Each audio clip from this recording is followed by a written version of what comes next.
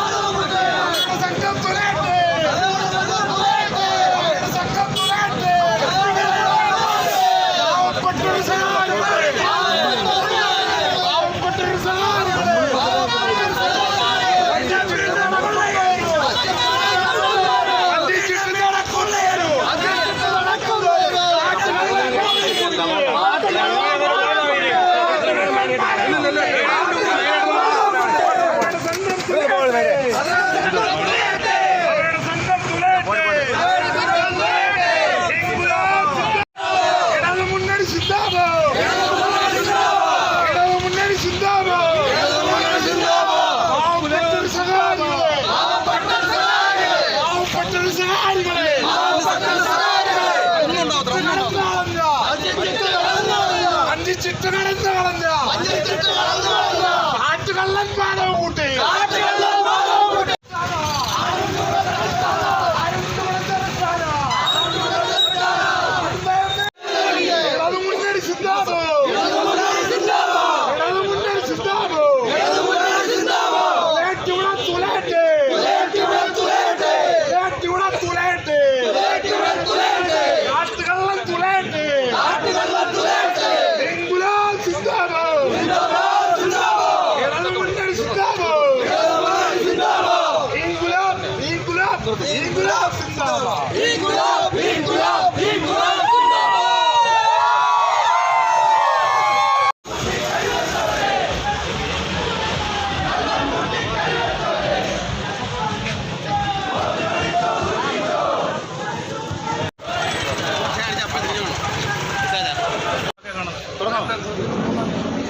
നമ്മുടെ ഇടമലയ്ക്കൽ സർവീസ് സഹകരണ ബാങ്കിൽ ഇന്ന് നടന്ന തെരഞ്ഞെടുപ്പിൽ സഹകരണ ഐക്യ മുന്നണിയുടെ 11 സ്ഥാനാർത്ഥികളായിരുന്നു മത്സരിച്ചിരുന്നത്. അതിൽ 8 പേരെ വിജയിപ്പിക്കുവാൻ ഇടമലയ്ക്കൽ സർവീസ് സഹകരണ ബാങ്കിലെ സഹകാരികൾക്ക് കഴിഞ്ഞു എന്നുള്ളതാണ്. ഞങ്ങൾ 3 മുന്നണികളോടാണ് ഞങ്ങൾ മത്സരിച്ചത്. കോൺഗ്രസിനോടും അതോടൊപ്പം തന്നെ CPM-നും LDF-നോടും BJP-യോടും ഒപ്പം ഞങ്ങൾ മത്സരിച്ചുകൊണ്ടാണ് ഐക്യ മുന്നണി എന്ന നിലയിൽ, സഹകരണ ഐക്യ മുന്നണി എന്ന നിലയിൽ ഇടമലയ്ക്കൽ ഗ്രാമപഞ്ചായത്തിലെ 4 പഞ്ചായത്ത് മെമ്പർമാരും കോൺഗ്രസിൻ്റെ മുൻ മണ്ഡലം പ്രസിഡന്റുമാരും കോൺഗ്രസിൻ്റെ നേതാക്കന്മാരും അടങ്ങുന്ന ഒരു ശക്തമായ പാനൽ ഈ പ്രദേശത്ത് അവതരിപ്പിച്ചുകൊണ്ട് ജനങ്ങളുടെ മുന്നിലേക്ക് ഞങ്ങൾ ഇറങ്ങിയത്. ഞങ്ങൾ ഇറങ്ങിയപ്പോൾ പോലും ഞങ്ങളെയൊക്കെ അധിക്ഷേപിക്കുവാനും ആക്ഷേപിക്കുവാനും പല കോണുകളിൽ നിന്നും ഒരുപാട് അനുഭവങ്ങൾ ഉണ്ടായെങ്കിൽ പോലും അവയൊക്കെ തൃണവൽക്കരിച്ചുകൊണ്ട് നമ്മുടെ ഇടമലയ്ക്കൽ സർവീസ് സഹകരണ ബാങ്കിലെ സഹകാരികൾ ഐക്യ സഹകരണ മുന്നണിയുടെ 8 ആളുകളെ വിജയിപ്പിച്ച് ഈ ബാങ്കിൻ്റെ ഭരണസാരഥ്യം ഞങ്ങളെ ഏൽപ്പിച്ചിരിക്കുകയാണ്.